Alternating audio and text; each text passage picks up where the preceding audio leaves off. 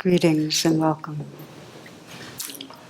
I'd like to start with a poem from the poet Rumi. This is how a human being can change. There's a worm addicted to eating grape leaves. Suddenly he wakes up, call it grace, whatever. Something wakes him, and he's no longer a worm. He's the entire vineyard, and the orchard too, the fruit, the trunks, a growing wisdom and joy that doesn't need to devour. This is how a human being can change.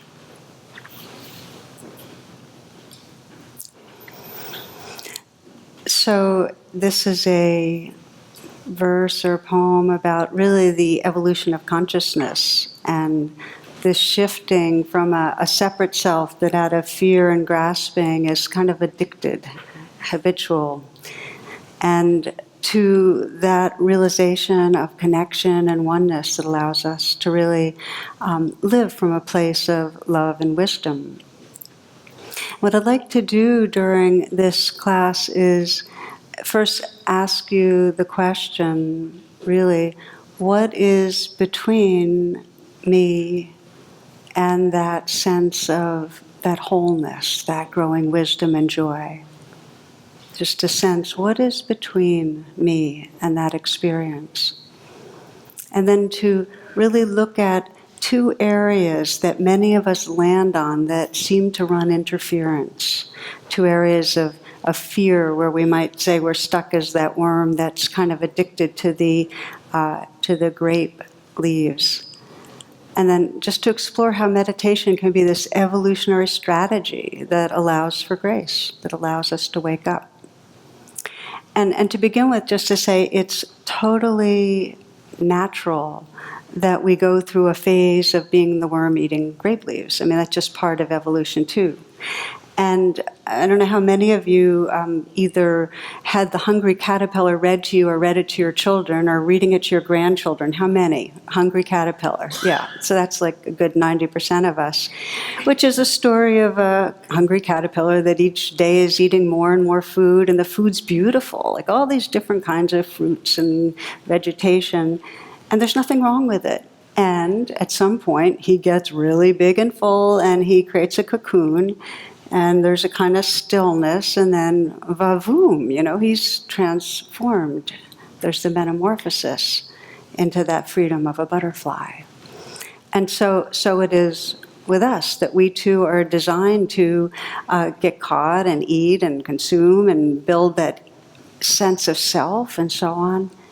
And we're designed to go, oh, okay, enough, let's get still, and then go through another adaptation or evolutionary change. There's a story I heard a long time ago. This was one of my father's favorites, and Norman and Irv are life friends, and they have a shared interest in the esoteric and consciousness and what happens after we die. So they make a deal that whoever dies first is going to contact the one that's still alive from the afterworld. And so Irv dies, and Norman doesn't hear from him for about a year and figures, well, there's just no afterlife. But one day he gets a call, and it's Irv.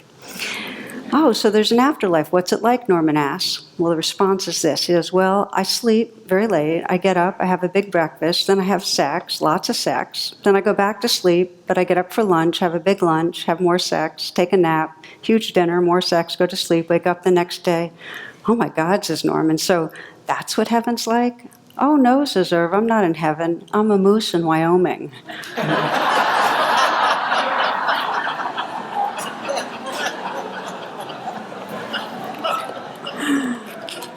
My father gave me the sense for the strange and jokes.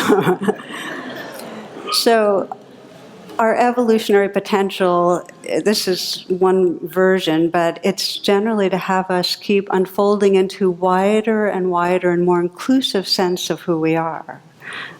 Beyond a sense of a separate self. And you can see in the triune brain that, there's the reptilian brain, and that's one level of an organism feeling separate and trying to make sure nothing's going to harm it. And then there's the mammalian brain, where it's expanding more and going for reward and satisfaction and gratification and nourishment. And then there's the primate that's going for attachment and connection, and to the human ego that has all these mental ways of creating a whole story about the world. And that's not the end of the trip. There's more. So what's happened in the last 75,000 to 100,000 years is we've kind of been in an evolutionary spurt. The primate brain, the prefrontal cortex, has developed this kind of whole network of circuits of neurons that jump around, that create the experience of compassion and empathy and mindfulness. And it's sometimes called the compassion circuitry, and the mirror neurons are one element of it. But when this started developing in the brain, human evolution went into hyperdrive. And it's over that last 100,000 years that language and collaboration and tools all became activated.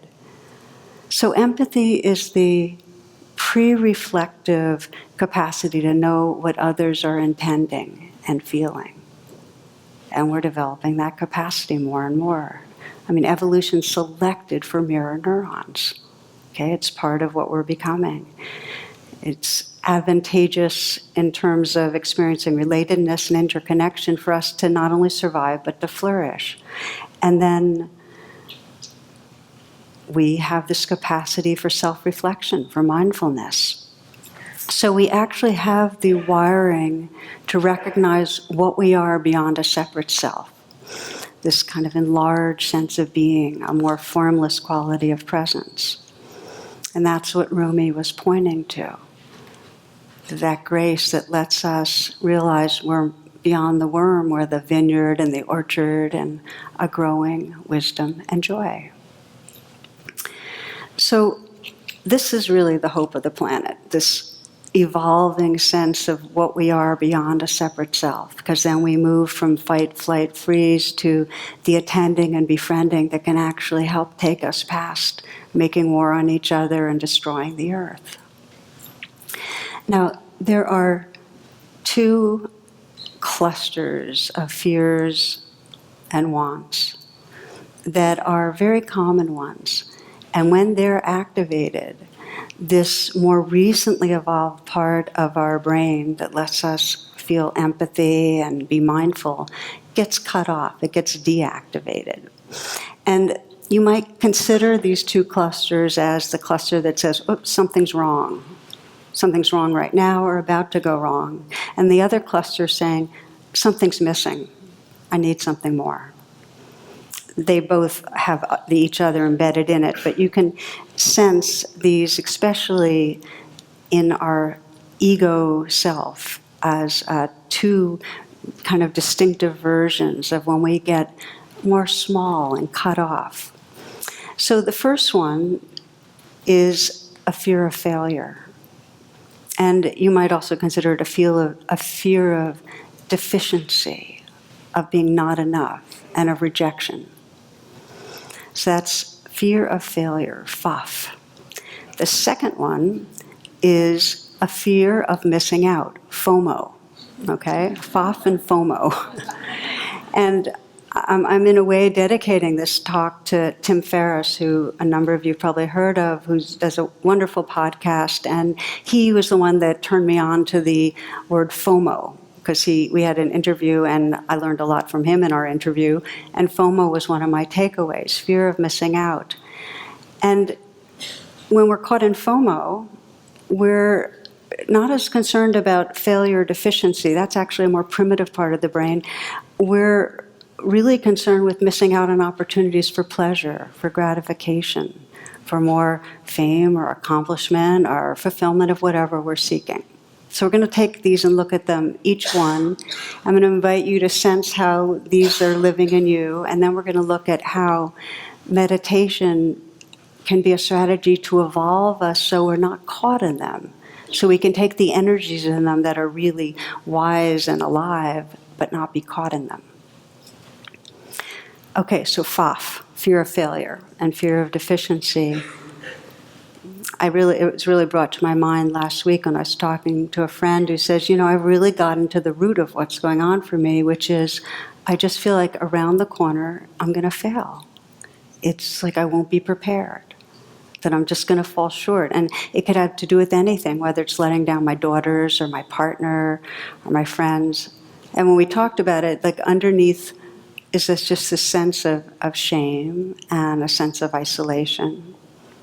But there's many versions. I've known many that are people that are in the public eye, people that are really well known, that have what's called imposter syndrome, which is a version of FOF, which is, I look good, I sound good, other people have bought in, but they'll find out, because underneath something's wrong and I'm going to fail.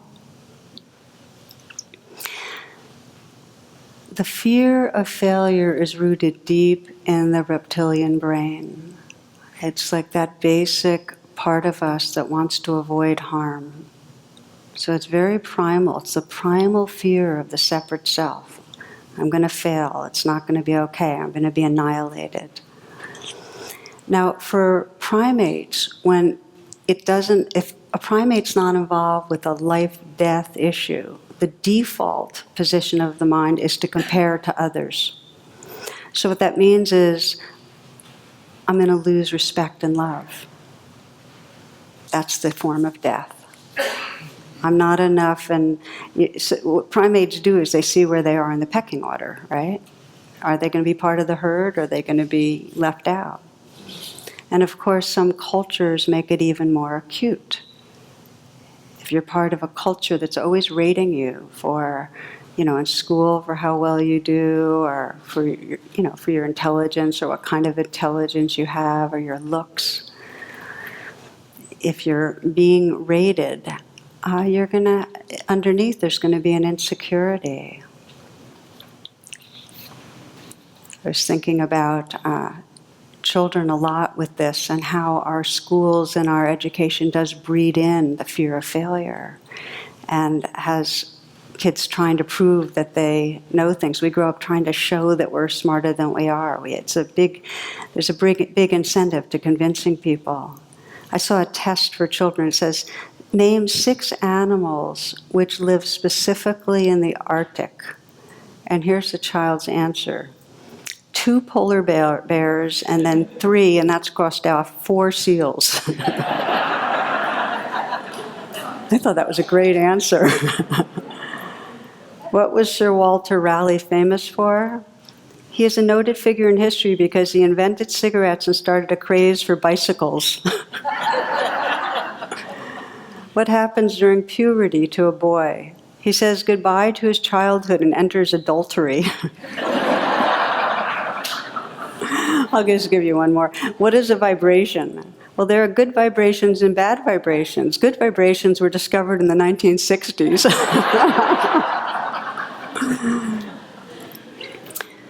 So the fear of failure, FOF, has all sorts of expressions and subsets. I was talking to my husband, Jonathan, about it. What's your version? And he said, well, I'm phobi. And I said, huh? He goes, fear of being included. So we all have them. So here, what happens is that when we have some fear of deficiency or failure, our sense of who we are gets organized around it. And we develop strategies to try to compensate for it or cover it up. And those strategies you're familiar with. I mean, we've explored this before many times in the talks I've given, ways that we try to prove ourselves or get approval or pretend, as I've mentioned. But the strategies and the feeling tone become a real core sense of, oh, so this is what I am. And when we're in that cocoon of the ego self that feels deficient or defective and is addicted to eating the leaves, is trying to find ways to prove ourselves, because that's the addiction, to prove and get approval. We're cut off from those parts of our brain and our consciousness, really, that have a larger sense of belonging. So let's take a pause here. I'm just going to invite you to check in and see how you might be experiencing in your life this one cluster of fears, fear of failure, just to investigate it a little.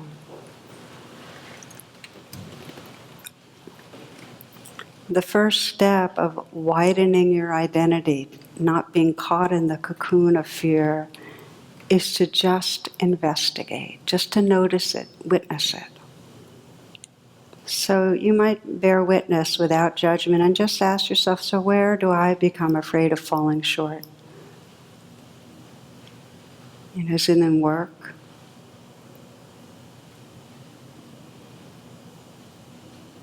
Is it in certain relationships? Is there a fear of making the kind of mistake that'll have you lose people's respect or love?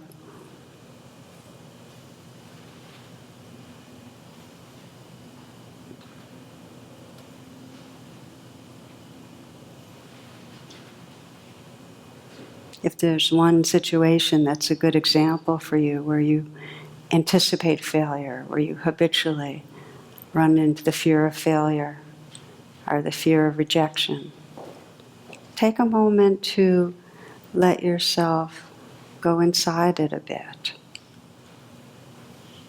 The kind of thoughts that go on, what you believe or anticipate is going to happen that's wrong and bad.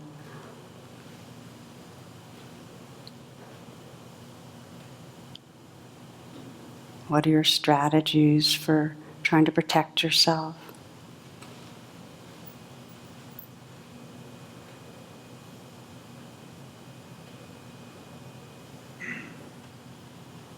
Just notice how fear of failure or fear of rejection lives in your body or your heart.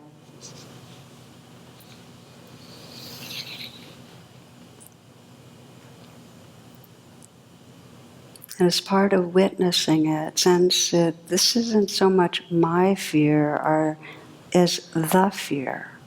This is one of the archetypal, universal human fears. So you are bearing witness to what it's like when the human self is caught in that particular cocoon. How the mind gets narrowed and the body gets contracted. And see if you can just witness with kindness. This is the fear of failure. This is what it's like. And if you get familiar with that, then you can begin to take the steps to extricate, to loosen, to wake up out of.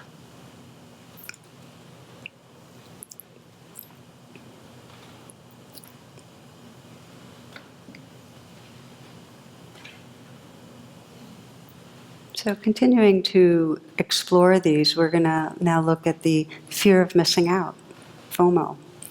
And that really comes from the mammalian brain, this primal urge to thrive. And it's the urge and the emotions that are trying to seek nourishment and enhancement and reward. So just to say, it's not as primitive as fear of failure. In other words, if you're caught in fear of failure, FOF, that trumps FOMO. That will grab your attention. So that can't be as prominent for FOMO to really set in. So I could see it in my dog. I was thinking about it this morning, how I wake up and she is eagerly tracking my every move because she doesn't want to miss out on our walk. And even if there's some time after I get up before the walk and she could go outside and she could be enjoying things, she stays riveted because she's afraid of missing out. She's anticipating pleasure, but she's got the stress of not getting. So she can't just relax and enjoy her moments. And that, to me, is the same idea, that we get anxious about getting and achieving what we want. And the anxiety is, it matters to us and we might not get it. We might miss out on perhaps the fame that's possible, or the money, or often it's having peak experiences, just wanting to live fully. But sometimes it's the fear of missing out on a new technology or the deepest spiritual teachings, missing out on a trick to reverse balding or to live longer, whatever it is. It's like this fear that we're going to miss the boat. And depending on the degree of our unmet needs, in other words, the degree of not maybe to the degree we haven't gotten the gratification or recognition that we want, it intensifies the tension of FOMO. There's more of a fear that we're going to miss out on something. And it's interesting that with each of these clusters of fears, there's certain neurotransmitters that are particularly related to them. So that with the fear of missing out, there's more dopamine that's involved. There's dopamine, which is anticipating pleasure and novelty. So there may be that you have a certain cocktail or mix in your body of dopamine. There's norepinephrine, which is the pleasure and reward dependent system. These are different axes. We each have a mix of neurotransmitters that, in a way, it's like we're born with them, and they can be affected by how we pay attention and how we live.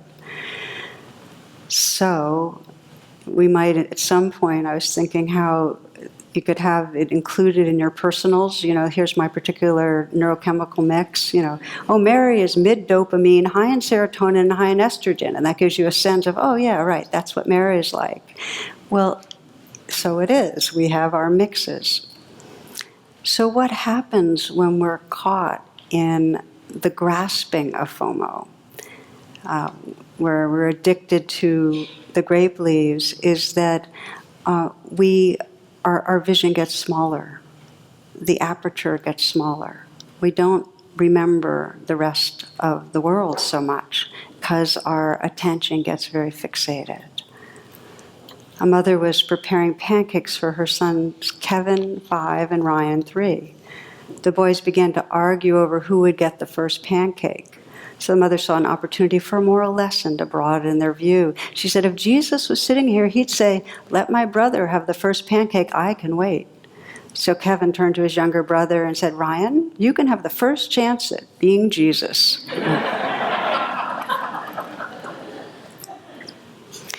So when we're caught in FOMO, there's this, we get very strategic and sometimes manipulative and very fixated. There's an ambitiousness about getting what we want and overdoing and over-consuming, always trying to get more experience, more life, get it right. There's an essay I've always loved about, because everybody's always trying to get the final word on nutrition. So in this one, the Japanese eat very little fat and suffer fewer heart attacks than the British or Americans. The French eat a lot of fat and also suffer fewer heart attacks than the British or the Americans. The Japanese drink very little red wine and suffer fewer heart attacks than the Brits or the Yanks. Now, the Italians drink huge amounts of red wine, and they also suffer fewer heart attacks than the above. The Germans drink a lot of beer. Well, it goes on and on and on. The conclusion: eat and drink what you like. It's speaking English that kills you.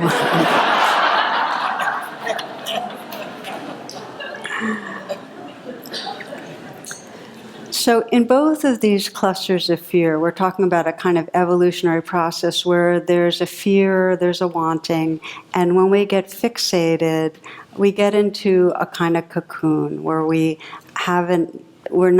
cut off from really being all that we can be. For FOMO, I think one of the most potent expressions comes from the teachings of Kashmir Shaivism, which says, first there's the suffering of separation, then the suffering of not enough, then the urge to have to do something to be complete. So the suffering is this: when we're caught in the feeling of, I'm about to miss out on something, I need something more, it means that we can't really open to and embody and live the fullness of what's right here. It cuts us off from the present moment. Why don't we take a moment to reflect on FOMO, to see where it lives for you.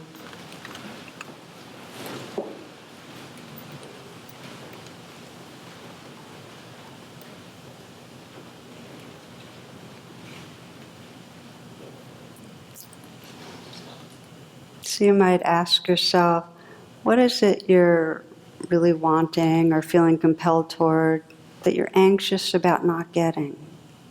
Maybe some special opportunity that you'll miss.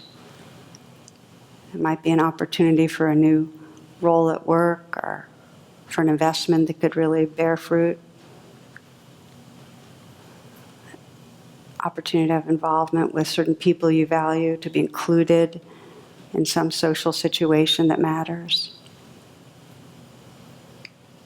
An opportunity to work with a certain teacher or trainer. Maybe your fear of missing out is a deep one of, I don't want to miss out on having children or having a romantic relationship. Or maybe it's something to do with your youth. I don't want to miss out on something to do with having my body be able to do certain things.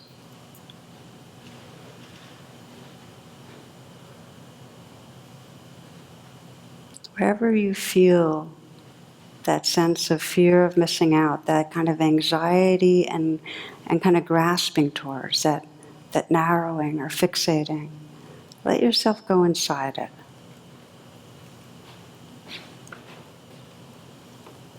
And just get familiar with it in a very bodily way. What does your heart feel like when you're caught in FOMO?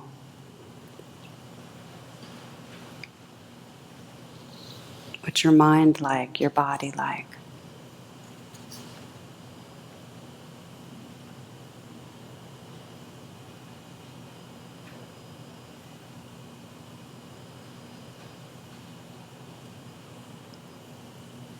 And like the fear of failure, just widen enough to remember that this isn't your fear of failure, it's not your fear of missing out, it's the fear of missing out. It's part of the mammalian brain to seek gratification, to want to make sure to get rewards.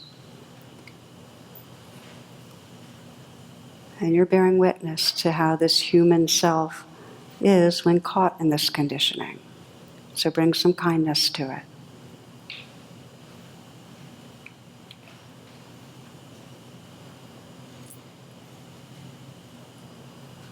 Now here's the important thing to know about working with FOF and FOMO. And that is that while each of them has the kind of conditioning that if we get caught in it, it keeps us small. It keeps us from really evolving and experiencing our full potential. Each is also a portal that if we deepen our attention, actually brings alive that potential.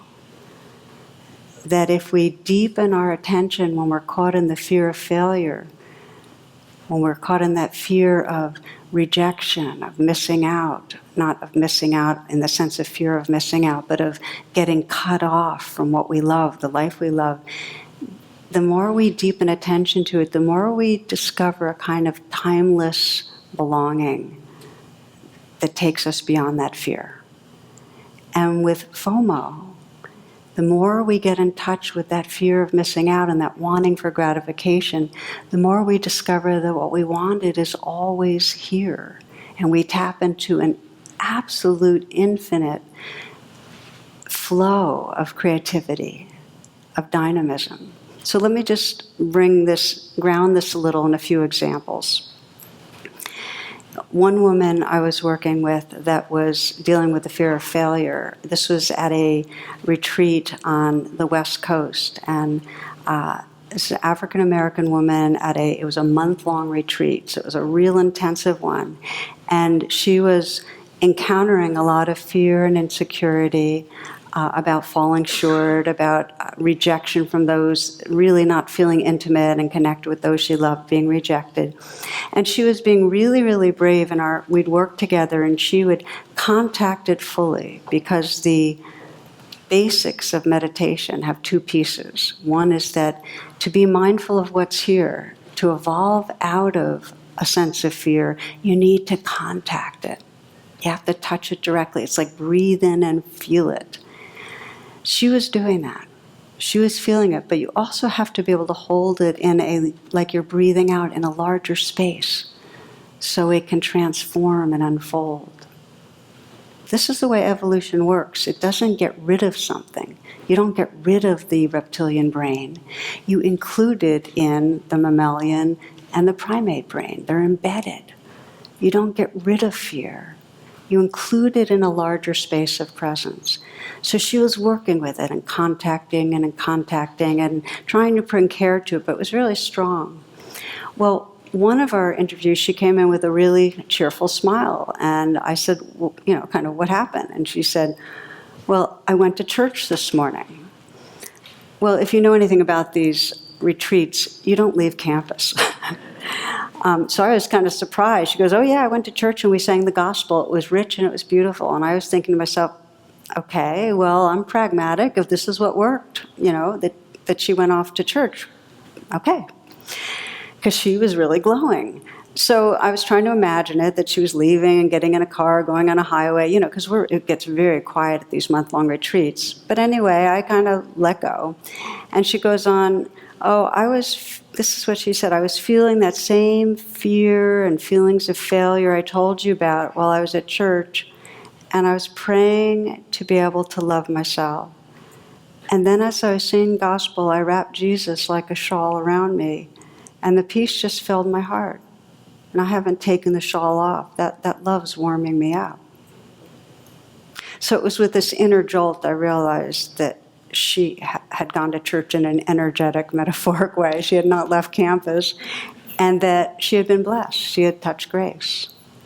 Because she had connected with what's called the second wing. The first wing she was already doing. She was contacting the fear of failure.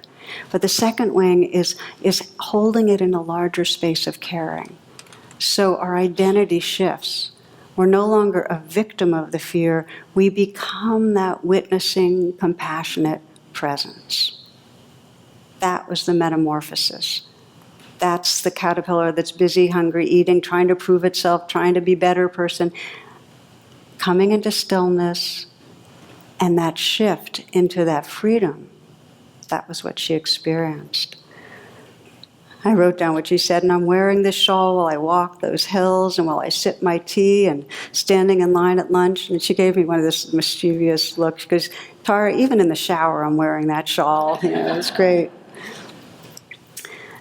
So this is the process of integration where the fear becomes a portal to love by intensifying our presence. It deepens. Now, working with the fear of failure and the fear of disconnection from others, we can work on it meditation with ourselves, and we can also work on it and experience that kind of healing and evolutionary shift with each other. Meditation is not solo off in a cave on a cushion. We meditate with each other, wake up together. And one of the stories I've always loved of that is a woman, a nun actually, Sister Helen Rosa, wrote about teaching at a small Catholic school, and she was teaching math students. And they were learning a new math, and they were all getting discouraged and edgy and having a really hard time. And she could feel the fear of failure. She could feel it in the room. She stopped the class. She had them list the names of their classmates on 2 sheets of paper. It was a small group. And in the space between each name, she'd have them write down the nicest thing they could say about that classmate. The next Monday, she correlated the list. The next Monday, she gave each student their own list, and she heard the whispers in the room. I didn't know others thought that about me. I never knew that meant anything to anyone. And the group was much more bonded. In fact, for the rest of the year, she could feel all these like invisible bonds of connection created. Several years later, she got a message from the parents of one of her students in that class. And this was back a while ago when she wrote the story. His name was Mark, and he was killed in the war. And she got a message from his parents that he was killed in Vietnam. And she had been very close with her students, and he was she loved him. He was very fun-loving and good-humored and very sincere. So she went to the funeral, and all of the classmates were there. And at one point, Mark's father said he wanted to show her something. So he took a wallet out of his pocket. And he said, they found this on Mark when he was killed.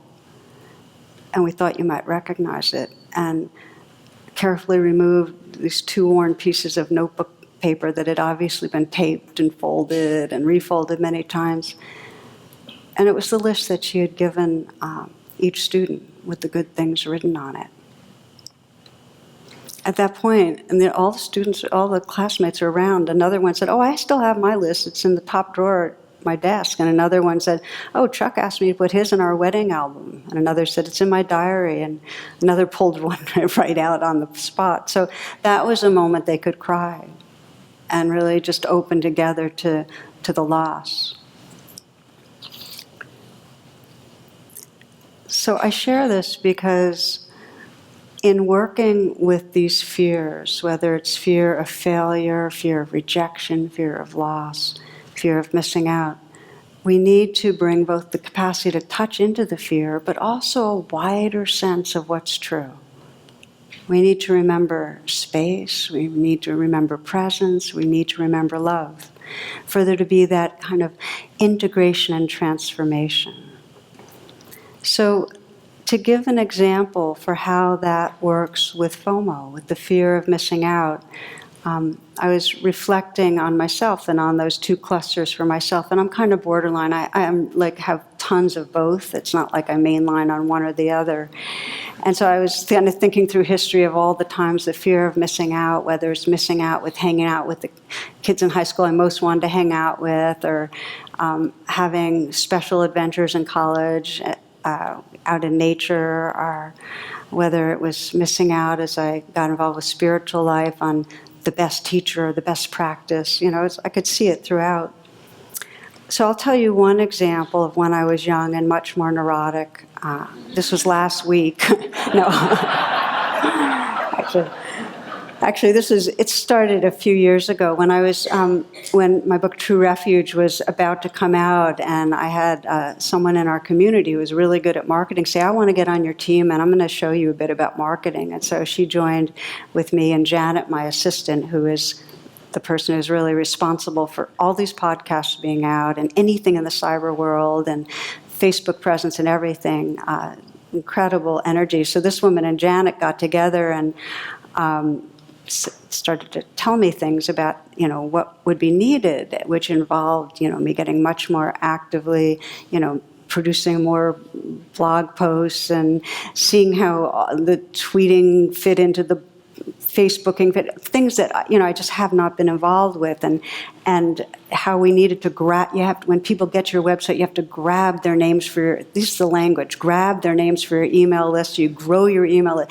Well, it's ambition. And so it's like I was feeling this pressure and getting involved, and I could feel in myself this growing sense of, because everybody else was doing it, I had this fear of missing out. My presence out in the cyber world, it relied on me just grabbing opportunities and doing more. And so it was really very striking to me, this feeling of kind of edginess that started building in my system around it.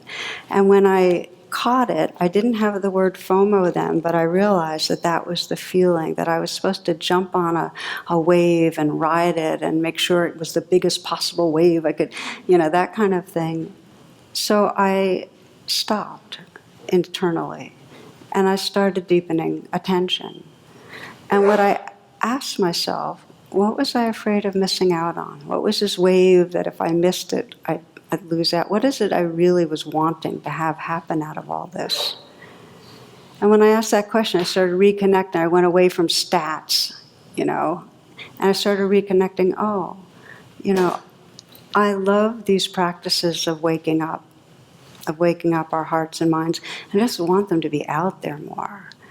And when I started feeling that sincerity, I started sensing, what matters to me is I want to live in that sense of loving awareness and just express it. I want my life to be an expression of it. And then I said, well, wait a minute, isn't that right here now?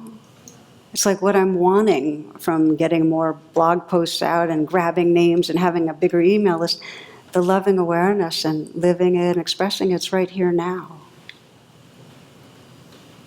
If we dig deep into FOMO, we'll find what we most deeply want, what we're most deeply afraid of missing out on, is always and already here. The ego delusion in FOMO is that it's down the road somewhere else. So I practice much as I described with this other woman of just feeling the angstiness, feeling it, but also sensing that loving presence that's right here. Feeling the angst, that kind of, there's something more, but feeling, oh, right here, right here. Until what I found happened for me is it really did become a portal, because I felt this increasing aliveness that what I was seeking was right here. And I would share with people, and the big question that comes from FOMO people is, but wait a minute, if I think what I'm seeking is right here, then I won't be motivated to do anything. How am I going to be motivated to make the investment or seek out the other teachings or read the books?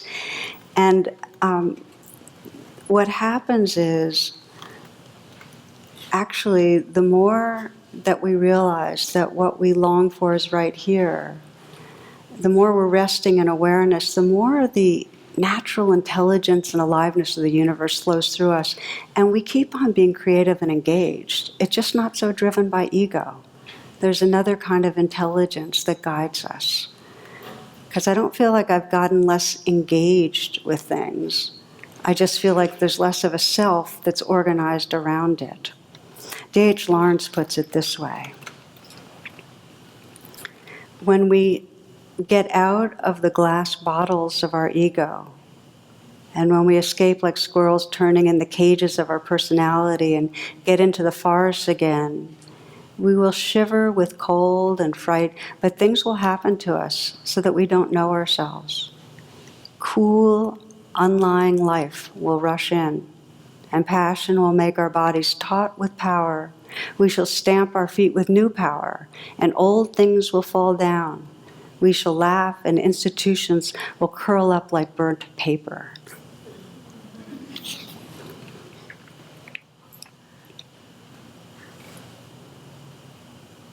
So the point is this, that these fears can either trap us so that we're the worm addicted to eating grape leaves. We're kind of spinning in our own cocoon, always thinking that what we want's ahead of us, or that what we fear is around the corner, and not really being able to find the love and aliveness that's right here. And if, when those clusters of fears come up, we use them to deepen our attention, it wakes us up. No matter the fear, whether it's something's missing or something's wrong, when it's included in a larger field of presence, it taps us into the love and aliveness that's right here. And just to say that it's not a one-shot. It's not like once I caught on to the fact that this whole marketing thing was revving up my FOMO, and I, got a wind of it, then all of a sudden I was just in a dynamic, creative place, but not ego caught up. It's like it kept reappearing, but each time I would pause enough to say, wait a minute, what am I really longing for? And isn't it already here? The kind of ego grasping would loosen, and then I'd get to re-engage, but in a much more creative, relaxed way. I've given the metaphor that I find really, really helpful, that each time we pause and bring mindful presence to what's going on, it's like the process of dyeing a piece of cloth into indigo, the color, the richness of indigo.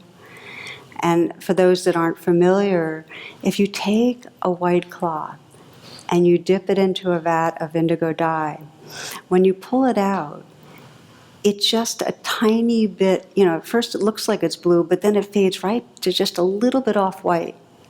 So you have to rinse it and dip it again. And then you pull it out. And you'll notice that it fades down, but a little more of the blue holds. And every time you dip it into the vat and pull it out, a little more of that vibrant, rich indigo color is in it. And so it is with these practices of mindfulness. That every time you encounter the fear of failure, the fear of missing out, and you're willing to pause, and feel it in your body and hold it with that kindness and presence. Each time, you'll more and more sense a truer kind of beingness rather than the confined ego self. You'll sense you're resting in something larger. So let's practice a little and then we'll just close together.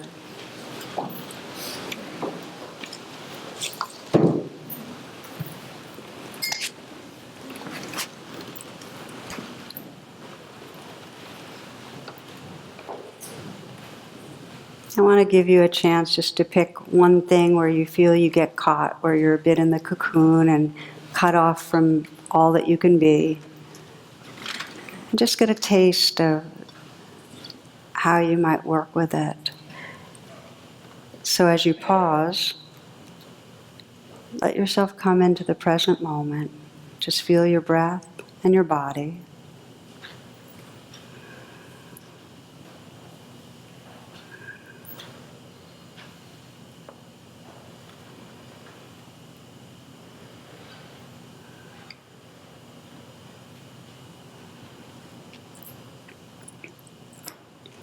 And pick one area where you know you get hooked. Somewhere where you get that you're fearing failure or rejection or fearing missing out, where you get smaller,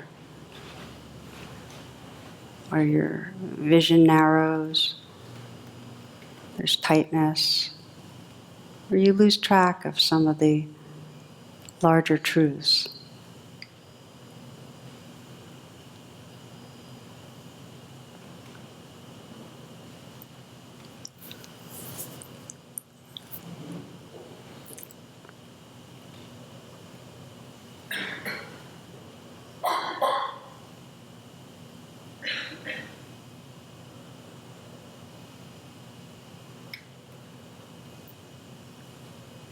And see if you can pick the particular situation that most represents when you get stuck. Sensing what you're afraid of.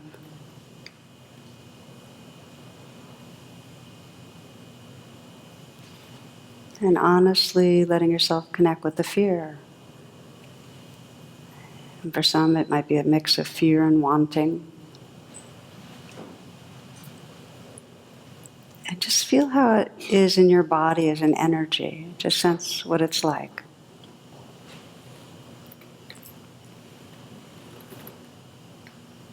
If it helps to use the breath, you can sense as you breathe in that you're just agreeing to feel and contact where that lives. This is the wing of mindful contact, noticing and opening to what's here.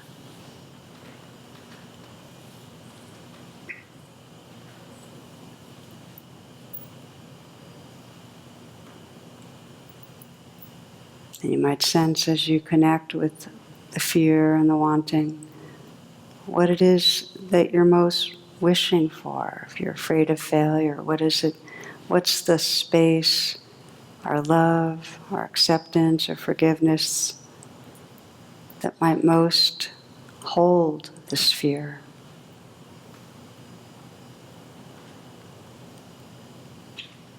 For many of us, if we're afraid of falling short, there's this real yearning to feel belonging to others and to life, to really trust that.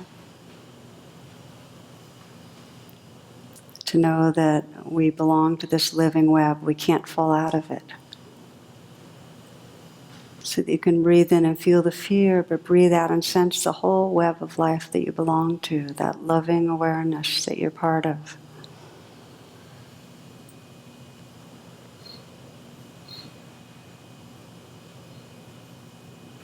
Or if it's the fear of missing out, just sensing what it is you're really longing for. Are you longing to feel a sense of contributing, a sense of full aliveness, a sense of full creativity? then breathe in and feel the fear, and breathe out and sense how that's already here. Just breathe into what's already here. The liberating question with FOMO is, isn't what I'm longing for already here? Breathe out and sense how it's already here.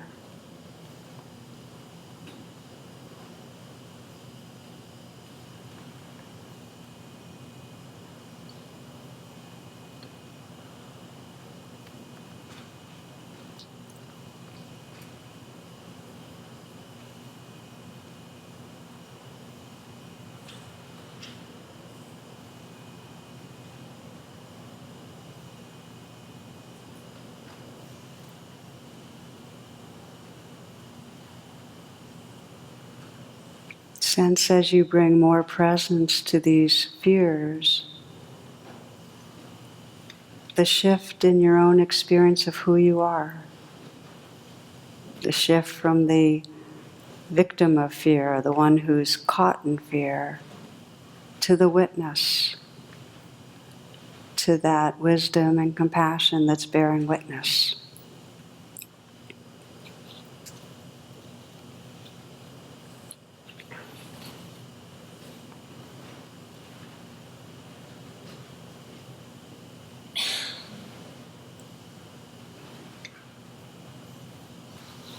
This is how a human being can change.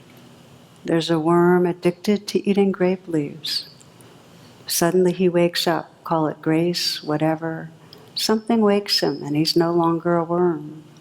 He's the entire vineyard and the orchard too. The fruit, the trunks, a growing wisdom and joy that doesn't need to devour.